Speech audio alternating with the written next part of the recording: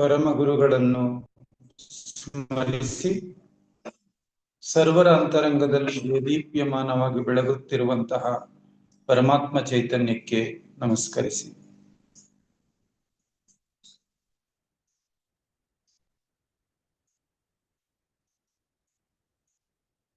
ಗೋಷ್ಠಿಯ ನಿರ್ದೇಶಕರೇ ಹಾಗೂ ನನ್ನ ಸಹೋದರ ಸಹೋದರಿಯರೇ,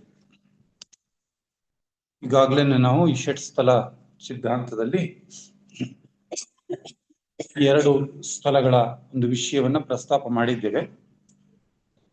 ಮುಂದೆ ಉಳಿದಂತಹ ಈ ಸ್ಥಳಗಳ ವಿಷಯವನ್ನ ನೋಡುವಂತ ಪ್ರಯತ್ನನ ಮಾಡೋಣ.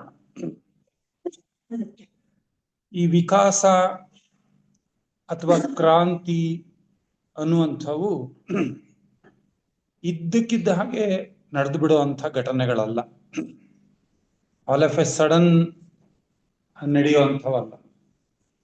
ಅದರ ಹಿಂದೆ ಸಾಕಷ್ಟು ಪರಿವರ್ತನೆ, ಸಾಧನೆ, ಇದೆಲ್ಲದರ ಒಂದು ಫಲಿತಾಂಶವಾಗಿ ಈ ವಿಕಾಸ ಅಥವಾ ಒಂಥರ ಒಂದು ಕ್ರಾಂತಿ ಅಂತಕ್ಕಂಥದ್ದು ನಡೆಯುತ್ತೆ. ಇಲ್ಲಿ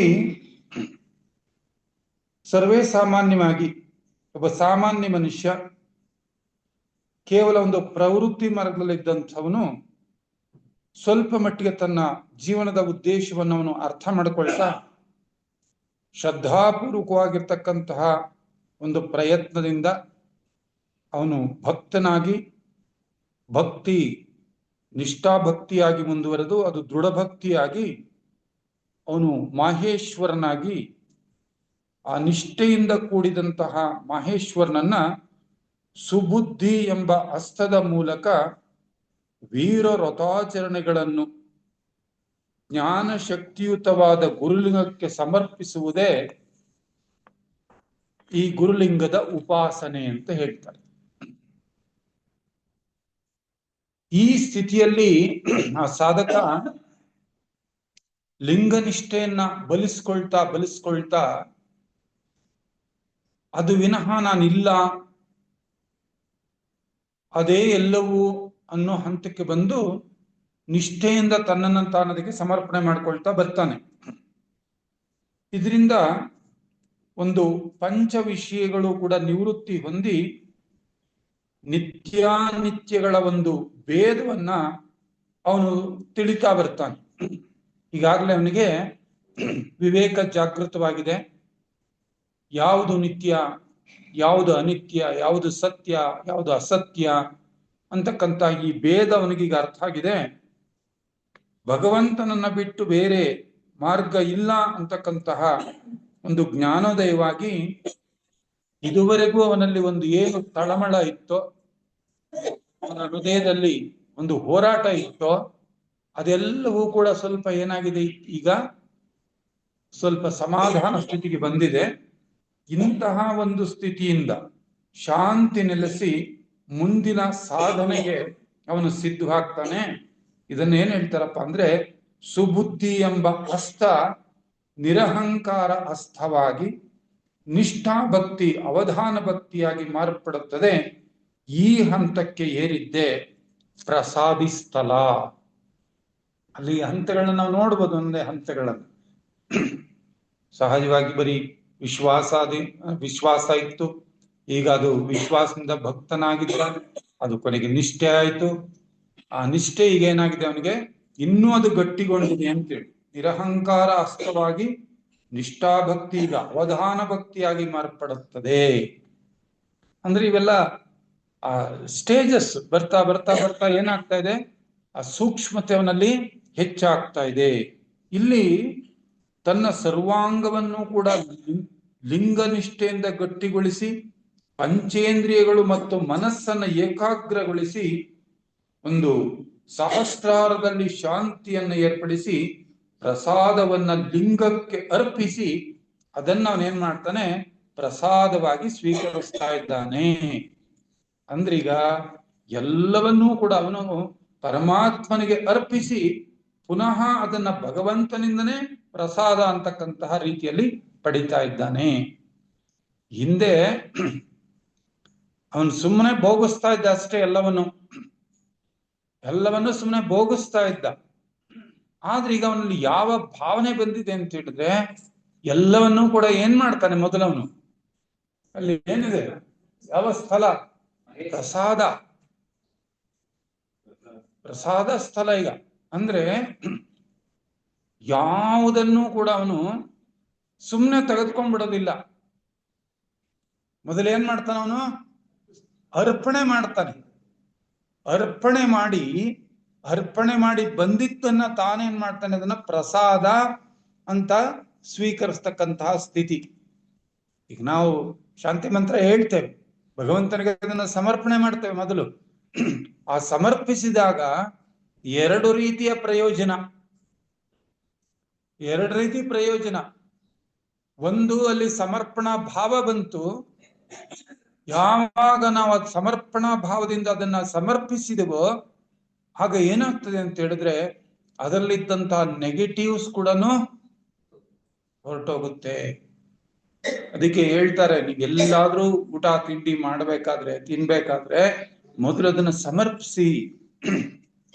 ಅಲ್ಲಿ ಏನಾಗ್ತದೆ, ಅದ್ರಲ್ಲಿ ಇರ್ತಕ್ಕಂಥ ನೆಗೆಟಿವ್ಸ್ ಕೂಡ ನಾವು ಬಹುಮಟ್ಟಿಗೆ ಅದನ್ನ ತೆಗೆದು ಹಾಕ್ಬೋದು. ಇವೆಲ್ಲ ಸಾಧಕನಿಗೆ ಇರಬೇಕಾದಂತಹ ಸೂಕ್ಷ್ಮತೆಗಳು.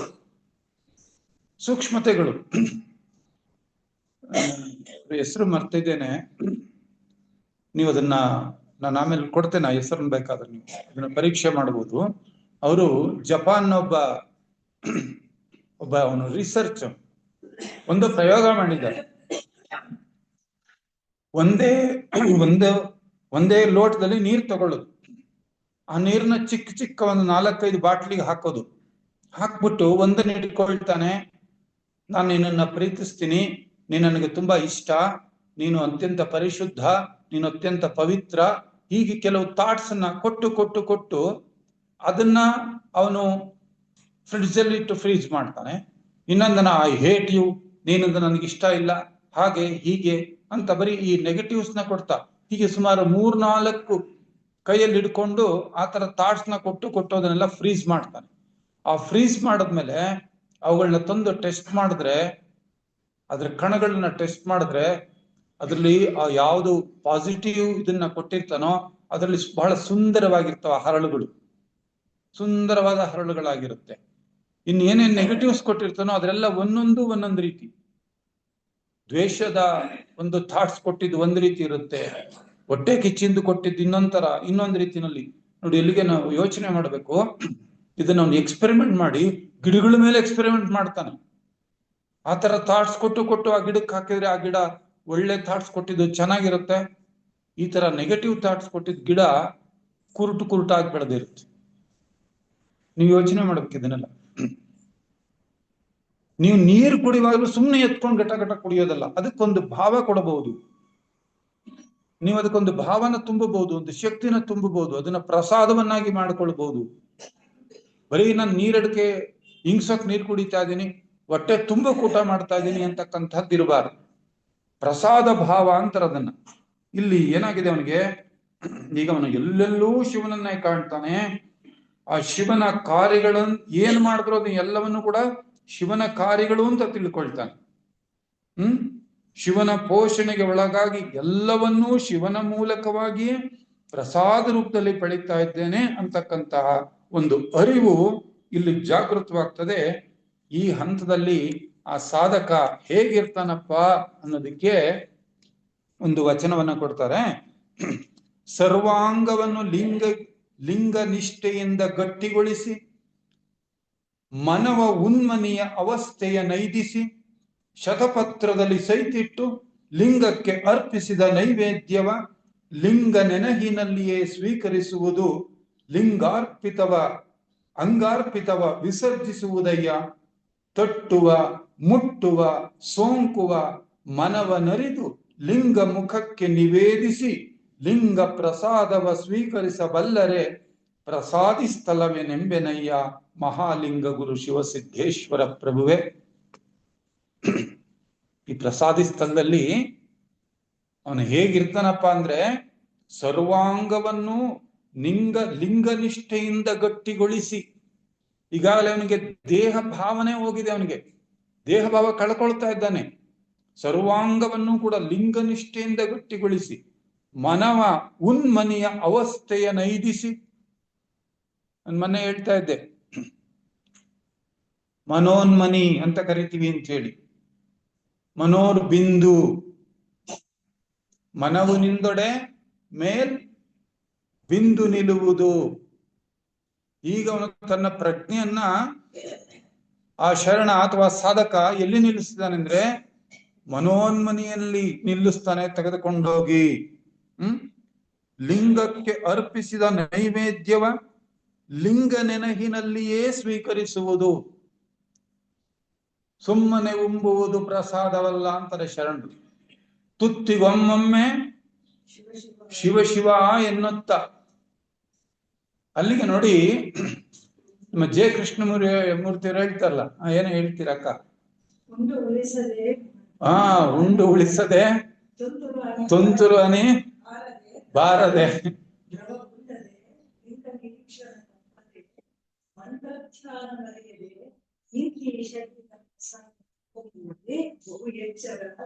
ಎಚ್ಚರ ಬಹು ಎಚ್ಚರ.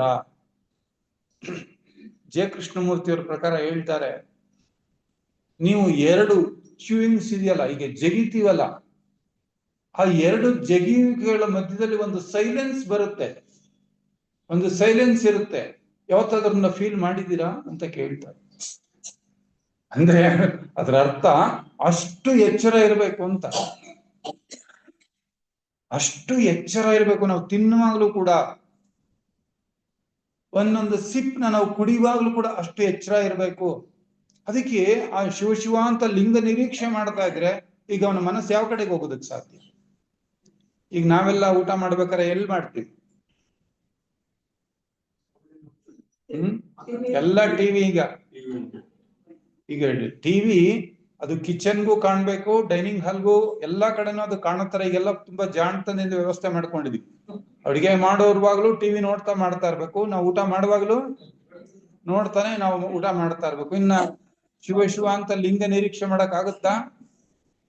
ಅಲ್ಲೇನೋ ಬರ್ತಾ ಇರುತ್ತೆ, ಅದನ್ನ ನೋಡ್ಕೋತಾ ಊಟ ಮಾಡ್ತಾ ಇದೀವಿ ಅಂದ್ರೆ ಅದ್ರ ಪರಿಣಾಮ ನಮ್ಮ ಮೇಲೆ ಆಗ್ತಾ ಇದೆ. ಅದನ್ನೆಲ್ಲ ನಾವು ತಲೆಯಲ್ಲಿ ಇಟ್ಕೋಬೇಕು. ಸಾಧಕ ಯಾವ ಅಂಶವನ್ನು, ಸಣ್ಣ ಅಂಶವನ್ನು ಕಡೆಗಣಿಸಂಗಿಲ್ಲ. ನೋಡಿ, ನಿಜವಾಗ್ಲೂ ನಾವು ಊಟ ಮಾಡ್ಬೇಕಾದ್ರೆ ಭಕ್ತಿಯಿಂದ, ಶ್ರದ್ಧೆಯಿಂದ ಇದು ಪ್ರಸಾದ ಅಂತ ನಾವು ತೆಗೆದುಕೊಳ್ತಾ ಇದ್ರೆ ನಮ್ ಇಂಟೆಕ್ ಕೂಡ ಕಡಿಮೆನೂ ಆಗುತ್ತೆ. ಸುಮ್ಮನೆ ಏನೋ ಮಾತಾಡ್ಕೊಂಡು ಟಿವಿ ನೋಡ್ಕೊಂಡು ಅಲ್ಲಿ ನೋಡ್ಕೊಂಡು ಇಲ್ಲಿ ನೋಡ್ಕೊಂಡು ಊಟ ಮಾಡುವಾಗ ನಾವ್ ಎಷ್ಟು ಊಟ ಮಾಡಿದ್ವಿ ಅಂತಂದ್ರೆ ಮರ್ತೋಗ್ಬಿಟ್ಟಿರುತ್ತೆ. ಎಷ್ಟು ಹಾಕಿದ್ರಿ ಚಪಾತಿನ ನನ್ಗೆ ಅಂತ ಕೇಳ್ತಾರೆ. ಯಾಕೆ ಗೊತ್ತಿಲ್ಲ ನಮ್ಗೆ, ಅದ್ರ ಮೇಲೆ ನಮ್ಗೆ ಅರಿವಿಲ್ಲ. ಅದಕ್ಕೆ ಯಾವುದೂ ಅರಿವಿಲ್ಲದೆ ನಡೆಯಂಗಿಲ್ಲ. ಆ ಲಿಂಗ ನೆನಹಿನಲ್ಲಿಯೇ ಸ್ವೀಕರಿಸುವುದು, ಅಂಗಾರ್ಪಿತವ ವಿಸರ್ಜಿಸುವುದಯ್ಯ. ಅವನಿಗೆ ಅಂಗ ಭಾವನೆ ಇಲ್ವೇ ಇಲ್ಲ. ಈಗ ದೇಹ ಭಾವನೆಯನ್ನ ವಿಸರ್ಜಿಸ್ತಾನೆ. ತಟ್ಟುವ, ಮುಟ್ಟುವ, ಸೋಂಕುವ ಮನವನರಿದು ಲಿಂಗ ಮುಖಕ್ಕೆ ನಿವೇದಿಸಿ ಲಿಂಗ ಪ್ರಸಾದವ ಸ್ವೀಕರಿಸಬಲ್ಲರೆ ಪ್ರಸಾದಿಸ್ಥಲ ಎಂಬೆನಯ್ಯ. ಈ ಹಂತದಲ್ಲಿ ಇರೋನಿಗೆ ಎಲ್ಲಿದ್ದಾನೆ ಅವನು? ಯಾವ ಹಂತದಲ್ಲಿದ್ದಾನೆ? ಈ ಲಕ್ಷಣಗಳನ್ನ ಇಟ್ಕೊಂಡಿದ್ರೆ ಅವನು ಪ್ರಸಾದಿ ಸ್ಥಳದಲ್ಲಿದ್ದಾನೆ. ಈಗ ಅಜ್ಞಾನಿಗಳಾಗಿರ್ತಕ್ಕಂಥ ಸಾಮಾನ್ಯ ಮನುಷ್ಯರೇನಂತಾರೆ? ಇಂದ್ರಿಯಗಳ ಮೂಲಕ ನಾನ್ ಭೋಗಿಸ್ತೇನೆ, ನಾನ್ ತಿಂತೇನೆ, ನಾನು ಉಣ್ತೇನೆ, ಹೀಗೆ ಎಲ್ಲದಕ್ಕೂ ನಾವು ಅಹಮ್ಮನ್ನ ಸೇರಿಸ್ಕೊಳ್ತೀವಿ. ನಾವು ಅದನ್ನ ನಾವು ಅನ್ವಯ ಮಾಡಿಕೊಂಡು ಯಾವಾಗ್ಲೂ ಒಂದು ಕರ್ತೃತ್ವ ಭಾವದಲ್ಲಿ ಇರ್ತೀವಿ. ನಾನು ನೋಡ್ತೀನಿ, ನಾನು ಉಣ್ತೀನಿ, ನಾನು ತಿಂತೀನಿ ಅಂತಕ್ಕಂಥ ಸ್ಥಿತಿಯಲ್ಲಿ ಇರ್ತಾನೆ. ಅದಕ್ಕೋಸ್ಕರನೇ ನಾವು ಈ ದುಃಖಗಳಿಗೆ ಒಳಗಾಗ್ತಾ ಇದ್ದೇವೆ. ಆದ್ರೆ ಸಾಧಕ ಅವನಿಗೆ ಅರ್ಥ ಮಾಡ್ಕೊಂಡಿದ್ದಾನೆ, ಇಂದ್ರಿಯಗಳು ಸ್ವಂತ ಕೆಲಸ ಮಾಡಲಾರವು. ಇಂದ್ರಿಯಗಳಿಗೆ ಸ್ವಂತ ಕೆಲಸ ಮಾಡೋದಿಕ್ಕಾಗಲ್ಲ. ಅವಕ್ಕೆ ಚೇತನವನ್ನ ಕೊಡ್ತಕ್ಕಂತಹ ಚೈತನ್ಯಾತ್ಮಕ ಬೇರೆ ಇದ್ದಾನೆ. ಇಂದ್ರಿಯಗಳ ಸ್ಥಾನಗಳಲ್ಲಿ ಲಿಂಗಗಳಿದ್ದು ಆಯಾ ಇಂದ್ರಿಯಗಳ ಕಾರ್ಯವನ್ನು ಆ ತಕ್ಕ ಶಕ್ತಿಯ ಮೂಲಕ ನಡೆಸ್ತಾ ಇದ್ದಾವೆ ಅನ್ನೋದನ್ನ ಅವನು ಮನಗಾಣ್ತಾನೆ. ಷಡ್ಲಿಂಗಗಳು ಅಂತ ಬರುತ್ತೆ ಇಲ್ಲಿ ನಮ್ಮಲ್ಲಿ ಥಿಯೋಸಫಿಲಿ. ಹಂಗೆ ಸಪ್ತಕ್ಕೆ ಬಹಳ ಮಹತ್ವ ಇದೆಯೋ ಈ ಷಟ್ ಸ್ಥಳದಲ್ಲಿ, ಅಲ್ಲಿ ನೋಡಿ, ಅಲ್ಲಿ ಷಡ್ವಿಧ ಭಕ್ತಿ, ಷಡ್ಲಿಂಗಗಳು, ಷಡೂರ್ಮಿಗಳು, ಈ ತರ ಇಲ್ಲಿ ಸಾಕಷ್ಟು ಅದಕ್ಕೆ ಬಹಳಷ್ಟು ಇದೆ. ಒಂದೊಂದು ಅಂಗಕ್ಕೂ ಒಂದೊಂದು ಇಂದ್ರಿಯಕ್ಕೂ ಒಂದೊಂದು ಲಿಂಗದ ಹೆಸರನ್ನ ಹೇಳ್ತಾರೆ. ಸೊ ಆ ಲಿಂಗದ ಮೂಲಕ ನಾನು ಅದನ್ನ ತೆಗೆದುಕೊಳ್ತಾ ಇದ್ದೀನಿ ಅನ್ನುವಂತಹ ಒಂದು ಭಾವ ಬರ್ತದೆ. ಅಂದ್ರೆ ಅವನಿಗೆ ಏನಾಗ್ತದೆ, ಇಲ್ಲಿ ಅವನು ಅಂತರ್ಮುಖಿ ಆಗ್ತಾನೆ. ಅಂದ್ರೆ ಅವನಿಗೆ ಪ್ರಸಾದ ಭಾವನೆ ಬಂದಿದೆ. ಇಲ್ಲಿ ಆ ಲಿಂಗಗಳ ಹೆಸರು ಕೂಡ ಬರ್ತದೆ.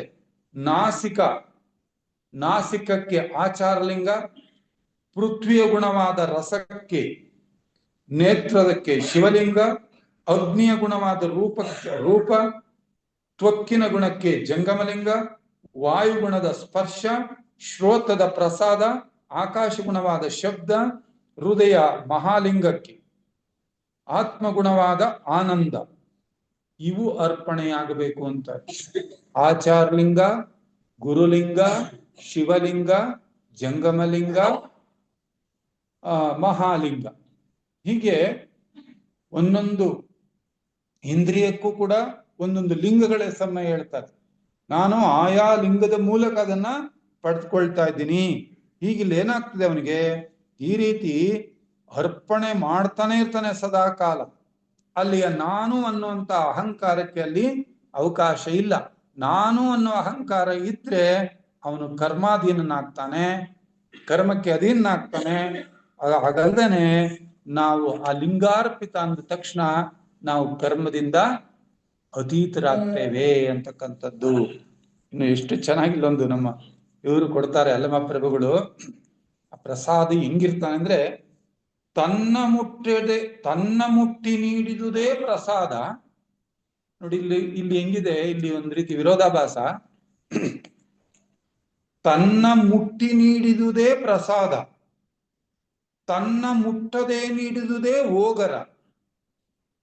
ಲಿಂಗಕ್ಕೆ ಕೊಟ್ಟುಕೊಂಡೊಡೆ ಪ್ರಸಾದೆ, ಇದು ಕಾರಣ ಇಂತಪ್ಪ ಭೃತ್ಯಾಚಾರಿಗಲ್ಲದೆ ಪ್ರಸಾದವಿಲ್ಲ ಗುಹೇಶ್ವರ.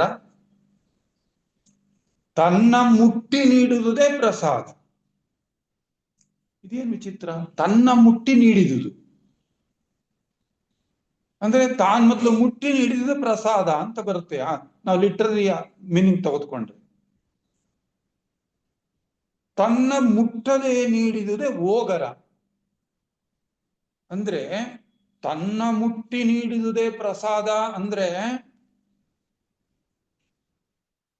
ತ್ರಿಕರ್ಣಪೂರ್ವಕವಾಗಿ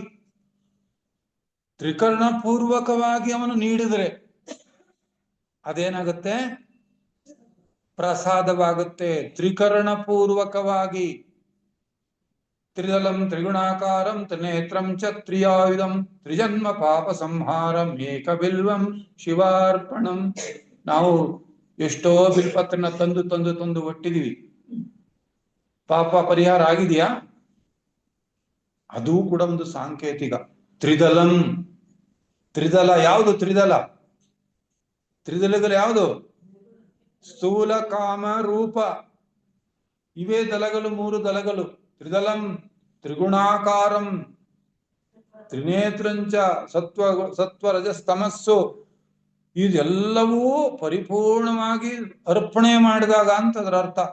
ಬರೀ ಬಿಲ್ಪತ್ರೆ ಅಲ್ಲ, ಬಿಲ್ಪತ್ರೆ 3 ದಳಗಳು ನಮ್ಮ ದೇಹತ್ರಯಗಳನ್ನು ತೋರಿಸ್ತದೆ.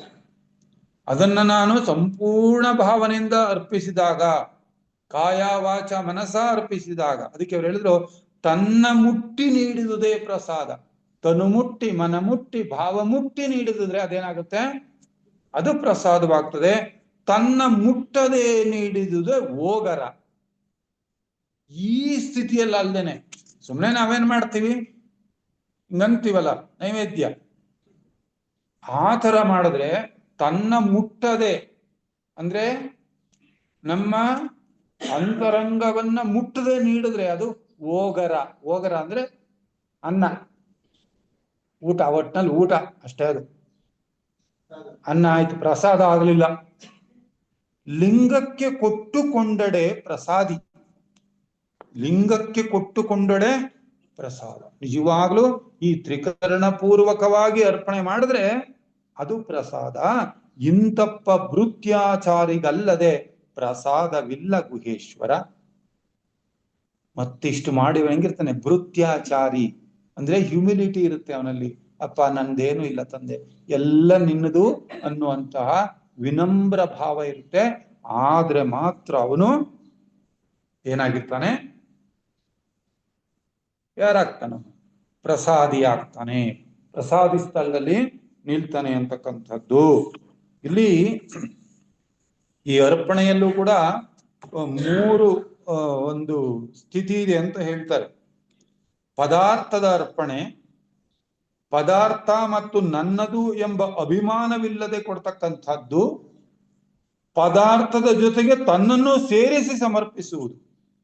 ಇದು ಅರ್ಪಣೆ ಅಂದ್ರೆ. ಅರ್ಪಣೆನಲ್ಲಿ ಮೂರು ಭಾಗ. ಒಂದು ಪದಾರ್ಥದ ಅರ್ಪಣೆ, ಮತ್ತೊಂದು ಪದಾರ್ಥ ಮತ್ತು ನನ್ನದು ಎಂಬತಕ್ಕಂಥ ಅಭಿಮಾನವಿಲ್ಲದೇನೆ ಅರ್ಪಣೆ ಮಾಡ್ತಕ್ಕಂಥದ್ದು, ಅದೊಂದು ಸ್ಥಿತಿ. ಕೊನೆಗೆ ನಾನು ನಿಂದೆ ಅಪ್ಪ, ಪದಾರ್ಥ ಜೊತೆಗೆ ತನ್ನನ್ನು ಸೇರಿಸಿ ಸಮರ್ಪಣೆ ಮಾಡ್ತಕ್ಕಂಥದ್ದು ಇದೆಯಲ್ಲ, ಇದು ಸಮರ್ಪಣೆಯ ಅಥವಾ ಪ್ರಸಾದವನ್ನು ಸಮರ್ಪಿಸುವಂತ ಹಿಂದೆ ಇರ್ತಕ್ಕಂಥದ್ದು. ಬಹಳ ಚೆನ್ನಾಗಿದೆ ನೋಡಿ ಇದು. ತ್ರಿವಿಧದ ನಿತ್ಯವ, ತ್ರಿವಿಧದ ಅನಿತ್ಯವ. ತ್ರಿವಿಧದ ನಿತ್ಯವ, ತ್ರಿವಿಧದ ಅನಿತ್ಯವ. ತ್ರಿವಿಧಕ್ಕೆ ತ್ರಿವಿಧವನಿತ್ತು, ತ್ರಿವಿಧವ ಕೇಳಬಲ್ಲಡೆ. ಆತನ ತ್ರಿವಿಧನಾಥನೆಂಬೆನು, ಆತನ ವೀರನೆಂಬೆ, ಆತನ ಘನನೆಂಬೆ, ಆತನ ಗುಹೇಶ್ವರ ಲಿಂಗದಲ್ಲಿ ಪ್ರಸಾದಿ ಎಂಬೆನು. ಒಂದೊಂದು ಸ್ಥಳಕ್ಕೂ ಈ ತರ ಸಾಕಷ್ಟು ವಚನಗಳಿದೆ. ತ್ರಿವಿಧದ ಸತ್ಯವ ಅಥವಾ ತ್ರಿವಿಧದ ನಿತ್ಯವ. ಯಾವುದು ತ್ರಿವಿಧದ ನಿತ್ಯ? ಯಾವ ಇಲ್ಲಿ ತ್ರಿವಿಧದ ನಿತ್ಯ ಯಾವುದು? ಅಲ್ಲಿ ನೀವೇ ಅರ್ಥ ಮಾಡ್ಕೋಬೇಕು. ತ್ರಿವಿಧದ ನಿತ್ಯವ, ತ್ರಿವಿಧದ ಅನಿತ್ಯವ. ಯಾವುದು ಮೂರು ನಿತ್ಯ ತ್ರಿವಿಧ? ಹೈಯರ್ ತ್ರಿಪುಟಿ, ಮೇಲಿನ ತ್ರಿಪುಟಿ, ನಮ್ಮ ಅಂತರಾತ್ಮ ಅಂತ ಹೇಳ್ತೀವಲ್ಲ, ಆತ್ಮ, ಬುದ್ಧಿ, ಉನ್ನತ ಮನಸ್ಸು, ಇವು ಏನವು? ನಿತ್ಯ. ತ್ರಿವಿಧದ ನಿತ್ಯವ, ತ್ರಿವಿಧದ ಅನಿತ್ಯವ. ಅನಿತ್ಯ ಯಾವು? ಕೆಳಗಡೆದು ಸ್ಥೂಲ ದೇಹ, ಕಾಮ ಮತ್ತೆ ರೂಪದೇಹ ಇವಿದವಲ್ಲ, ದೇಹಾತ್ಮ. ಈ ಅನಿತ್ಯವ ತ್ರಿವಿಧಕ್ಕೆ ತ್ರಿವಿಧವನಿತ್ತು. ಆ ಹೈಯರ್ ಸೆಲ್ಫ್ಗೆ ಈ ಲೋಯರ್ ಸೆಲ್ಫ್ನ ಏನ್ ಮಾಡ್ಬೇಕು? ಅದನ್ನ ಸಮರ್ಪಿಸಿಬಿಟ್ಟು ತ್ರಿವಿಧವ ಕೊಳಬಲ್ಲಡೆ, ಇದಕ್ಕೆ ಅದನ್ನ ಸಮರ್ಪಿಸಿ ಮತ್ತೆ ಅಲ್ಲಿಂದ ತ್ರಿವಿಧವನ್ನ ನೀವು ತೆಗೆದುಕೊಂಡ್ರೆ ಆತನ ತ್ರಿವಿಧನಾಥನೆಂಬೆನಯ್ಯ. ಅವನನ್ನ ನಾನೇನ್ ಕರಿತೀನಿ? ತ್ರಿವಿಧನಾಥ ಅಂತ ಕರಿತೀನಿ. ಆತನ ವೀರನೆಂಬೆ, ಆತನ ಧೀರನೆಂಬೆ, ಆತನ ಗುಹೇಶ್ವರ ಲಿಂಗದಲ್ಲಿ ಪ್ರಸಾದಿ ಎಂಬೆನು. ಅವನನ್ನ ನಾನೇನ್ ಕರಿತೀನಿ? ಪ್ರಸಾದಿ ಅಂತ ಕರಿತೀನಿ ಹೇಳ್ತಾರೆ. ಹೀಗೆ ಈ ಪ್ರಸಾದಿ ಅಂತಕ್ಕಂಥ ಸಂದರ್ಭದಲ್ಲಿ ಅವನೇನ್ ಮಾಡ್ತಾನೆ? ಎಲ್ಲವನ್ನೂ ಭಗವಂತನಿಗೆ ಸಮರ್ಪಣೆ ಮಾಡಿ ತಾನು ಕೊಳ್ತಾನೆ. ಮೊದಲು ಕೊಡ್ತಾನೆ, ಆಮೇಲೆ ಅದನ್ನ ತೆಗೆದುಕೊಳ್ತಾನೆ. ಇದುವರೆಗಿನ ಈ ಸ್ಥಿತಿಯನ್ನ ಈ ಯೋಗ ಮಾರ್ಗಕ್ಕೆ ಒಂದು ಸರಿಯಾದ ಪೂರ್ವ ಸಿದ್ಧತೆ. ಯಾಕೆಂದ್ರೆ ಈಗೆಲ್ಲ ಇಲ್ಲಿವರೆಗೂ ನಡೆದಿದ್ದ ಒಂದು ಬಹಿರಂಗ. ಇನ್ನು ಮುಂದೆ ಈ ಸಿದ್ಧತೆ ಅಂತ ನಾವು ಕರೆದ್ರೆ ಈ ಮೂರು ಸ್ಥಳಗಳನ್ನ, ಅಂದ್ರೆ ನಾವೇನೀಗ ಭಕ್ತ, ಮಹೇಶ, ಪ್ರಸಾದಿ ಇವನ್ನ ನೋಡಿದಾಗ ಇಲ್ಲಿ ಒಂದು ರೀತಿನಲ್ಲಿ ಕರ್ಮವೇ ಪ್ರಧಾನ. ನಾವು ನೋಡ್ತಾ ಇದೀವಲ್ಲ, ಇಲ್ಲಿ ಏನ್ ಪ್ರಧಾನವಾಗಿದೆ? ಕರ್ಮವೇ ಪ್ರಧಾನವಾಗಿದೆ. ಜ್ಞಾನ ಇನ್ನೂ ಕೂಡ ಅಷ್ಟು ಮಟ್ಟಿಗೆ ವಿಕಾಸವಾಗಿಲ್ಲ, ಅದು ಗೌಣವಾಗಿದೆ. ಮುಂದೆ ಜ್ಞಾನ ಪ್ರಧಾನವಾಗಿ ಉಳಿದವು ಗೌಣವಾಗುತ್ತವೆ. ಇಲ್ಲಿವರೆಗೆ ಕರ್ಮ ಪ್ರಧಾನವಾಗಿತ್ತು, ಇನ್ನು ಮುಂದೆ ಕರ್ಮ ಗೌಣವಾಗುತ್ತೆ, ಜ್ಞಾನ ಪ್ರಧಾನವಾಗ್ತದೆ. ಇದನ್ನ ನಾನು ಪ್ರಾರಂಭದಲ್ಲಿ ಹೇಳಿದೆ. ಇದನ್ನ ಈ ಯೋಗ ಮಾರ್ಗದ ಒಂದು ಮಧ್ಯಸ್ಥ ಸ್ಥಿತಿ ಅಂತೇಳಿ ನಾವು ಕರೀಬಹುದು. ಇದನ್ನ ನಾವು ಅನುಭಾವ ಸ್ಥಿತಿ ಅಂತ ಕೂಡ ಕರಿತೀವಿ. ಇದನ್ನ ಒಂದು ವಚನದಲ್ಲಿ ಹೇಳ್ತಾರೆ, ಸುಗುಣವೇ ಲಿಂಗ ಸುಗುಣವೇ ಲಿಂಗ ಪ್ರಾಣಿಯಯ್ಯ, ದುರ್ಗುಣವೇ ವಾಯು ಪ್ರಾಣಿಯಯ್ಯ, ಸುಗುಣ ನಿರ್ಗುಣ ಎಂಬುಭಯವ ನತಿಗಳೆದು ಸುಖ ದುಃಖಾದಿಗಳ ಸಮಾನಗಂಡು ಹಾಸ್ಯ ವಿಸ್ಮಯ ವಿರಹ ಕರ್ಣ ಹೇಸಿಕೆ ಇಂತಿ ಪ್ರಾಣದ ವಿಷಯ ಭ್ರಾಂತಿಗಳ ಅತಿಗಳೆದು ಪ್ರಾಣದ ಪೂರ್ವಾಶ್ರಯವ ನಡು ಲಿಂಗದ ನೆನಹು ಸಂಬಂಧಿಸಿ ಲಿಂಗವೇ ಪ್ರಾಣವಾಗಿರಬಲ್ಲಡೆ ಪ್ರಾಣ ಲಿಂಗಿ ಸ್ಥಳವೆಂಬೆನಯ್ಯ ಮಹಾಲಿಂಗ ಗುರು ಶಿವ ಸಿದ್ದೇಶ್ವರ ಪ್ರಭುವೇ. ಈಗ ನೋಡಿ ಇಲ್ಲಿ ಯಾವ ಹಂತಕ್ಕೆ ಬಂದ ಆ ಭಕ್ತ ಅಂತ ಹೇಳಿದ್ರೆ ಕೇವಲ ಹೊರಗಿನ ಆಚಾರಗಳಿಗೆ, ಹೊರಗಿನ ಕರ್ಮಗಳಿಗೆ ಇಲ್ಲಿವರೆಗೂ ಅವನು ಪ್ರಾಧಾನ್ಯತೆಯನ್ನು ಕೊಟ್ಟಿದ್ದ. ಆದ್ರೆ ಇಲ್ಲಿ ಏನಾಗಿದೆ, ಸುಗುಣವೇ ಲಿಂಗ ಪ್ರಾಣಿಯಯ್ಯ. ಇನ್ನಿಲ್ಲೆಲ್ಲವನು ಇನ್ನ ಸುಗುಣಗಳು. ಇಲ್ಲಿಗೆ ಅವನಿಗೆ ಗೊತ್ತಾಗ್ತಾ ಇದೆ ಸತ್ಯ ಯಾವುದು, ಅಸತ್ಯ ಯಾವುದು, ಒಳ್ಳೇದು ಯಾವುದು, ಕೆಟ್ಟದ ಯಾವುದು, ಎಲ್ಲವನಿಗೆ ಗೊತ್ತಾಗೋಕ್ ಶುರುವಾಯ್ತು. ಎಲ್ಲ ಭ್ರಾಂತಿಗಳನ್ನು ಅಳಿದು ಪ್ರಾಣ ಸಂಬಂಧವಾದ ಪೂರ್ವಾಶ್ರಯವನ್ನೂ ಅಳಿದು ಈಗ ಅವನಿಗೆ ತನ್ನ ಈ ಪೂರ್ವಾಶ್ರಮ ಅಂದ್ರೆ ಈ ದೇಹಾತ್ಮ ಭಾವ ಇತ್ತಲ್ಲ, ಇದನ್ನ ಅಳೆದು ಬಿಟ್ಟು ಕೇವಲ ಈಗ ಲಿಂಗ ಧ್ಯಾನ ಸಂಬಂಧದಿಂದ ಲಿಂಗವೇ ಪ್ರಾಣವಾಗಿರುವುದು. ಈಗ ಸಾಧಕ ಒಳಗಡೆ ಲಿಂಗದ ಬೆಳಕನ್ನ ನೋಡ್ತಾನೆ. ತನುತ್ರಯಗಳ ಒಂದು ವ್ಯಾಪಾರವನ್ನ ನಡೆಸ್ತಕ್ಕಂತಹ ಷಡ್ಲಿಂಗಗಳು ಅಂತ ನಾನಾಗ್ಲೇ ಹೇಳಿದೆ. ಆ ಷಡ್ಲಿಂಗಗಳನ್ನ ಅವನು ಉಪಾಸನೆ ಮಾಡೋ ಮಟ್ಟಕ್ಕೆ ಬರ್ತಾನೆ. ಇಲ್ಲಿ ಅದನ್ನ ನಾವು ಆ ಷಡ್ಲಿಂಗಗಳನ್ನ ನಾವೇನು ಚಕ್ರಗಳು ಅಂತ ಹೇಳ್ತೀವಲ್ಲ, ಆ ಚಕ್ರಗಳಿಗೆ ಅನ್ವಯ ಮಾಡಿ ನಾವು ಮಾತನಾಡಬಹುದು. ಇಲ್ಲಿ ಮೂಲಾಧಾರ ನಮ್ಮ ಬೆನ್ನು ಮೂಳೆಯ ಕೆಳಭಾಗ, ಅತ್ಯಂತ ಕೆಳಭಾಗದಲ್ಲಿರ್ತಕ್ಕಂಥದ್ದು ಮೂಲಾಧಾರ ಚಕ್ರ. ಅಲ್ಲಿ ಆಚಾರಲಿಂಗ, ಸ್ವಾಧಿಷ್ಠಾನ ಗುರುಲಿಂಗ, ಮಣಿಪೂರಕ ಶಿವಲಿಂಗ, ಅನಾಹತ ಜಂಗಮಲಿಂಗ, ವಿಶುದ್ಧಿ ಪ್ರಸಾದಲಿಂಗ, ಆಜ್ಞಾಚಕ್ರ ಮಹಾಲಿಂಗ. ಇಲ್ಲಿವರೆಗೂ ಸಾಧಕನ ಕೆಲಸ, ಇಲ್ಲಿವರೆಗೆ ಮಾತ್ರ ಸಾಧಕನ ಕೆಲಸ. ಇನ್ನುಳಿದಿದ್ದು ಹೆಂಗ್ ನಡಿಬೇಕು? ನಮ್ಗೆ ದೀಕ್ಷೆಗಳು ಹೇಳುವಾಗ ಹೇಳಿದ್ರು, ಎಲ್ಲಿವರೆಗೂ ಕೊಡ್ತಾರೆ ಗುರುಗಳು ದೀಕ್ಷೆನ? ಎಷ್ಟನೇ ದೀಕ್ಷೆವರೆಗೂ ಕೊಡ್ತಾರೆ? 4ರವರೆಗೂ ಗುರುಗಳು ಕೊಡ್ತಾರೆ. 5ನೇ ದೀಕ್ಷೆ ಯಾರು ತಗೋಬೇಕು? ಹಂಗೆ ಇಲ್ಲಿವರೆಗೂ ಲಿಂಗಗಳು ಬಂದಿದೆ ಅಷ್ಟೇ. ಆಜ್ಞಾಚಕ್ರವರೆಗೂ ಸಹಸ್ರ ಲಿಂಗ ಹೇಳಲಿಲ್ಲ. ಇನ್ನು ಮುಂದಕ್ಕೆ ಅವನು ಸ್ವಲ್ಪ ಮೇಲಕ್ಕೆ ಅವನ್ ನೆಗಿಬೇಕು. ಸಹಸ್ರಾರದಲ್ಲಿರ್ತಕ್ಕಂಥ ಶಕ್ತಿ ಸ್ವಲ್ಪ ಕೆಳಗಡೆ ಬರಬೇಕು, ಅಲ್ಲಿ 2 ಮೀಟ್ ಆಗ್ಬೇಕು, ಅಲ್ಲಿ ಬರೋದು ಲಿಂಗಾಂಗ ಸಾಮರಸ್ಯ, ಅದು ಮುಂದೆ ಬರುತ್ತೆ. ಇನ್ನು ಹೃದಯ ಸ್ಥಾನದಲ್ಲಿ ಅಷ್ಟದಳ ಕಮಲವು ಒಂದು ಬಾಳೆ ಹೂವಿನಂತೆ ಅಧೋಮುಖವಾಗಿದೆ. ಆ ಕಮಲದ ಮಧ್ಯಭಾಗದಲ್ಲಿ ಜೀವನು ಪ್ರಾಣವಾಯು ಕೂಡಿ ಅವಸ್ಥಾತ್ರಯಗಳನ್ನು ಅನುಭವಿಸ್ತಾ ಇದ್ದಾನೆ ಅಂತ ಹೇಳ್ತಾರೆ. ಈ ಷಡ್ಲಿಂಗಗಳನ್ನ ನಾವು ಒಂದರಿಂದ ಒಂದಕ್ಕೆ ಮೇಲಕ್ಕೆ ನಮ್ಮ ಪ್ರಜ್ಞಾಮಟ್ಟವನ್ನ ಮೇಲಕ್ಕೆ ಏರಿಸ್ತಾ ಹೋದಾಗ ಅಲ್ಲೇನಾಗ್ತದೆ, ನಮ್ಮ ಹೃದಯ ಕಮಲ ಅಂತ ಹೇಳ್ತೀವಲ್ಲ, ಅಲ್ಲಿ ಒಂದು ಆ ಅವಸ್ಥಾತ್ರಯಗಳನ್ನು ಅನುಭವಿಸ್ತಾ ಇದ್ದಾನೆ. ಪ್ರಾಣವಾಯು ಉಚ್ಛ್ವಾಸ ನಿಶ್ವಾಸಗಳನ್ನ ನಡೆಸ್ತಾ ಇದೆ. ಇವುಗಳಿಂದ ನಾವೇನಾಗ್ತಾ ಇದೀವಿ, ಪ್ರಜ್ಞೆನ ಈಗ ನಾವು ಒಂದರಿಂದ ಒಂದಕ್ಕೆ ಮೇಲಕ್ಕೆ ಏರಿಸ್ತಾ ಹೋಗ್ತಾ ಇದ್ದ. ಜೊತೆಗೆ ಬರೀ ಇವನ ಆಚಾರ ವಿಚಾರಗಳೆಲ್ಲ ಹೊರಗಿನಿಂದ ಕೂಡಿತ್ತು. ಈಗ ಮುಂದೆ ನೋಡಿ, ಮುಂದಿನ ವಚನ ಏನ್ ಹೇಳುತ್ತೆ ನಮ್ಗೆ, ಹೊರಗನೆ ಕೊಯ್ದು ಹೊರಗನೆ ಪೂಜಿಸಿದೊಡೆ ಪರಿಣಾಮವಿಲ್ಲ. ಹೊರಗನೆ ಕೊಯ್ದು ಹೊರಗನೆ ಪೂಜಿಸಿದೊಡೆ ಪರಿಣಾಮವಿಲ್ಲ. ಈಗ ನಾವು ಏನಾದ್ರು ದೇವ್ರ ಪೂಜೆ ಮಾಡ್ಬೇಕು ಅಂದ್ರೆ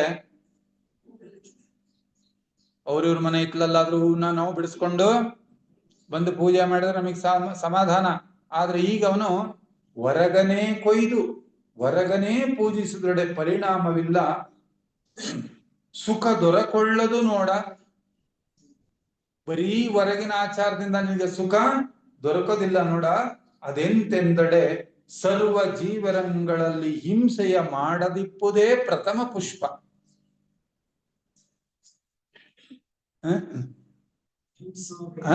ಅಹಿಂಸಾ ಪ್ರಥಮಂ ಪುಷ್ಪಂ ಅಂತೀವಲ್ಲ, ಇಲ್ಲೂ ಕೂಡ ಅದನ್ನೇ ಕೊಡ್ತಾರೆ ನೋಡಿ. ಸರ್ವ ಜೀವಗಳಲ್ಲಿ ಹಿಂಸೆಯ ಮಾಡದಿಪ್ಪುದೇ ಪ್ರಥಮ ಪುಷ್ಪ.